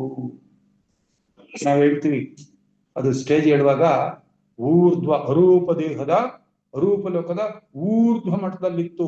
ಆ ಚೈತನ್ಯ ಸಿಡಿದ ಆಚೆ ಬಂದಾಗ ಅದು ಸ್ವಲ್ಪ ಮೇಲಕ್ಕೆ ಹೋಯ್ತು, ಅದು ಇನ್ ಸ್ವಲ್ಪ ಕೆಳಗಡೆ ಇಳಿತು ಅಂತ ಅಲ್ಲಿ ಹೇಳ್ತೀವಲ್ಲ. ಇಲ್ಲಿ ಈಗ ಈ ಸ್ಟೇಜ್ ಹಂಗೆ ಆಗಿರೋದು. ಇವನು ಶರಣ, ಅವನು ತನ್ನ ಪ್ರಯತ್ನದ ಮೂಲಕ ಅಲ್ಲಿವರೆಗೂ ಹೋಗಿ ಆಜ್ಞಾಚಕ್ರದವರೆಗೂ ಹೋಗಿದ್ದಾನೆ. ಆ ಸಹಸ್ರಾರದಲ್ಲಿದ್ದಂತ ಆ ಲಿಂಗ ಶಕ್ತಿ ಸ್ವಲ್ಪ ಕೆಳಗಡೆ ಇಳಿದಿದೆ, ಇದು ಸ್ವಲ್ಪ ಮೇಲಕ್ಕೇರಿದೆ. ಇದೆರಡು ಆದ್ಮೇಲೆ ಅದಕ್ಕೆ ಹೇಳಿದವರು ಕೊನೆಯಲ್ಲಿ, ಈ ಸಂಘದ ಸುಖವ ಪತಿಯಂದರಿದಲ್ಲಿ ಅಂಗಸತಿ ಲಿಂಗಪತಿ, ಅಂಗಸತಿ ಲಿಂಗಪತಿ. ಈಗ ಈ ಸತಿ ಎಲ್ಲಿ ಹೋಗಿ ಸೇರ್ಕೊಂಡ್ಲು, ಲಿಂಗದಲ್ಲಿ ಸೇರ್ಕೊಂಡ್ಬಿಟ್ಲು. ಅಂದ್ರೆ ಈ ಒಂದು ಈ ಶಿಶುವಿಂಗೆ ಸಸಿಯಾದಳಲ ಸತಿಯ ಸಂಗವ ಸುಖವ ಪತಿಯಂದರಿದಲ್ಲಿ. ಇದೇ ನನ್ನ ಪತಿ ಅಂತ ಅರ್ಥ ಮಾಡ್ಕೊಂಡ್ಮೇಲೆ ಸತಿ ಪತಿ ಎಂಬೆರಡು ಅಳಿಯಿತ್ತು ನೋಡ. ಈಗ ಇಲ್ಲಿ ಸತಿ ಪತಿ ಬೇರೆ ಬೇರೆ ಆಗಿದಾರ, ಈಗ ಸತಿಪತಿ ಬೇರೆ ಬೇರೆ ಆಗಿದಾರ, ಈಗ ಇಬ್ರು ಬೇರೆ ಬೇರೆ ಆಗಿಲ್ಲ, ಒಂದೇ ಆಗಿಬಿಟ್ಟಿದ್ದಾರೆ, ಒಂದೇ ಆಗ್ಬಿಟ್ಟಿದ್ದಾರೆ. ಅದನ್ನ ಇನ್ನು ಒಂದ್ ಕಡೆ ಹೇಳ್ತಾರೆ. ನಾವೀಗ ಮುದ್ರೆ ಹಾಕ್ತಿಲ್ಲ, ಧ್ಯಾನ ಮುದ್ರೆ ಅಂತೇಳಿ. ಈ ಧ್ಯಾನ ಮುದ್ರೆಯನ್ನ ನಾವು ಹಾಕುವಾಗ ನೋಡಿ, ಇದು ಹೀಗಿರುವಾಗ ಇದು 3 ತ್ರಿಗುಣಗಳು, ಈ 3 ಇದಾವಲ್ಲ, ಈ 3 ತ್ರಿಗುಣಗಳನ್ನ ಸೂಚಿಸುತ್ತೆ. ಈ ತೋರು ಬೆರಳು ನನ್ನನ್ನ ಸೂಚಿಸುತ್ತೆ, ಮನುಷ್ಯನನ್ನ ಸೂಚಿಸುತ್ತೆ. ಇದು ತ್ರಿಗುಣಗಳು. ಇದು ಯಾರು, ಇದು ನಾನು. ಇದು ಯಾರು ಗೊತ್ತಾ, ಇದು ಭಗವಂತ. ಇದು ಭಗವಂತ. ಯಾವಾಗ ಯಾವುದು ಯಾರ ಜೊತೆಯಲ್ಲಿರುತ್ತೋ ಅದು ಅದೇ ಆಗಿರುತ್ತೆ. ಇದನ್ನ ಅರ್ಥ ಮಾಡ್ಕೋಬೇಕು ನಾವು, ಬಹಳ ಚೆನ್ನಾಗಿ ಅರ್ಥ ಮಾಡ್ಕೊಳ್ಬೇಕು. ಯಾವುದು ಯಾವುದರ ಜೊತೆಯಲ್ಲಿ ಇರುತ್ತೋ ಬಹಳ ಕಾಲ ಅದೇನಾಗಿರುತ್ತೆ, ಅದು ಅದೇ ಆಗಿರುತ್ತೆ. ಇದು ಯಾವಾಗಲೂ ಯಾರ ಜೊತೆ ಇರುತ್ತೆ ಸಾಮಾನ್ಯವಾಗಿ, ಇದು ಅಲ್ಲ. ಭಗವಂತ ಜೊತೆ ಕಷ್ಟನೇ ಇರ್ಲಿಲ್ಲ ಬಿಡಿ. ತ್ರಿಗುಣಗಳು, ವೆರಿ ಗುಡ್, ತ್ರಿಗುಣಗಳ ಜೊತೆ ಇರುತ್ತೆ. ಇದು ಯಾವಾಗಲೂ ನೋಡಿ, ಇದು ಸ್ವಲ್ಪ ಸಪರೇಟ್, ಇದು ಸ್ವಲ್ಪ ಸಪರೇಟ್, ಇವು ಒಂದೇ ನೋಡಿ. ಇದು ಈ ನಾನಿದ್ದೀನಲ್ಲ, ಈ ನಾನು ಯಾವಾಗ್ಲೂ ಯಾವ್ರ ಜೊತೆ ಇರ್ತೀನಿ, ತ್ರಿಗುಣಗಳ ಜೊತೆಯಲ್ಲೇ ಇರ್ತೀನಿ. ಸ್ವಲ್ಪ ತ್ರಿಗುಣಗಳಿಂದ ಬಗ್ಗಿಸಿ ನಾನು ಸ್ವಲ್ಪ ಬಾಗಿ ಬಾಗಿ ಬಾಗಿ ಬಾಗಿ ಭಗವಂತನ ಜೊತೆಲಿ ಒಂದಾದ್ರೆ, ಈಗ ಭಕ್ತ ಭಗವಂತ, ಭಕ್ತ ಬಾಗಿದ, ಭಗವಂತನೂ ಬಾಗಿದ. ಭಕ್ತ ಮತ್ತು ಭಗವಂತ ಏನಾದ್ರು ತ್ರಿಗುಣಗಳ ಆಟ. ಈಗ ಈಗ ತ್ರಿಗುಣಗಳ ಆಟ ನಡೆಯಲ್ಲ. ಯಾಕೆಂದ್ರೆ ಭಕ್ತ ಬಾಗಿದ, ಭಗವಂತನೂ ಬಾಗಿದ. ಭಕ್ತ ಯಾವಾಗ ಬಾಗಿದನೋ ಭಗವಂತನೂ ಬಾಗಿದ. ಭಕ್ತ ಮತ್ತು ಭಗವಂತ ಒಂದಾದ ಇದು ಐಕ್ಯ ಸ್ಥಿತಿ. ಐಕ್ಯ ಸ್ಥಿತಿ. ಆಲಯವು ಬಯಲೊಳಗೋ, ಬಯಲು ಆಲಯದೊಳಗೋ. ಬಯಲು ಆಲಯವೆರಡು ಮನು ನೇತ್ರದೊಳಗೋ. ದೇವ. ಇನ್ನೊಂದು ಬರ್ತದೆ, ತುಂಬಿ ಜೇನನ್ನುಂಡದೋ. ಅದೊಂದು ಚೆನ್ನಾಗ್ ಬರ್ತದೆ, ಅದೊಂದು ವಚನ ಇದೆ, ಮರ್ತೋಯ್ತು ನನಗೆ. ಅಲ್ಲ ಅಲ್ಲ, ಅದು ದುಂಬಿ ಮಕರಂದ ನಾವು ಹೋಗಿ ಹೋಗಿ ಉಂಡು ಬಿಡುತ್ತಲ್ಲ, ಚೆನ್ನಾಗಿ ಇರ್ಕೊಂಡ್ ಬಿಡುತ್ತೆ. ಆಗ ಅದು ಹೆಂಗಾಗ್ಬಿಡುತ್ತೆ ಅಂದ್ರೆ ಒಂದ್ ರೀತಿ ಅದು ಮಕರಂದ ತರನೇ, ಅದ್ರ ತರನೇ ಆಗೋಗ್ಬಿಟ್ಟಿದೆ. ಅದು ಇದನ್ನ ಉಂಡಿದೆಯೋ ಇದು ಅದನ್ನ ಉಂಡಿದೆಯೋ ಎರಡು ಗೊತ್ತಾಗ್ತಾ ಇಲ್ಲ, ಎರಡು ಗೊತ್ತೇ ಇಲ್ಲ. ಅದು ಇನ್ನೊಂದು ದಾಸರ ವಚನ ಬರ್ತದೆ, ಸಕ್ಕರೆಯೊಳಗೋ ಸಕ್ಕರೆ ಸಿಹಿಯೊಳಗೋ, ಸಕ್ಕರೆಗಳು ಜಿಹ್ವೆಯೊಳಗೋ, ಮನವು ಜಿಹ್ವೆಯೊಳಗೋ, ನಿನ್ನೊಳಗೋ. ದೇವ ಕನಕದಾಸರು ಅಲ್ಲಿಗೆ this is the ultimate state. ನಾನು ನೀನೆಂಬುಭಯಗಳ ಅತಿಗಳದ ಸ್ಥಿತಿ ಅಂದ್ರೆ ಇನ್ನೊಂದು ಕಡೆ ಅಲ್ಲಮ್ಮ ಪ್ರಭುಗಳು. ನಾನು ನೀನೆಂಬುಭಯಗಳ ಅತಿಗಳದ ಸ್ಥಿತಿ. ಇದು ಐಕ್ಯ ಸ್ಥಳದಲ್ಲಿರ್ತಕ್ಕಂಥವನ ಒಂದು ಸ್ಥಿತಿ. ನಮಸ್ತೆ.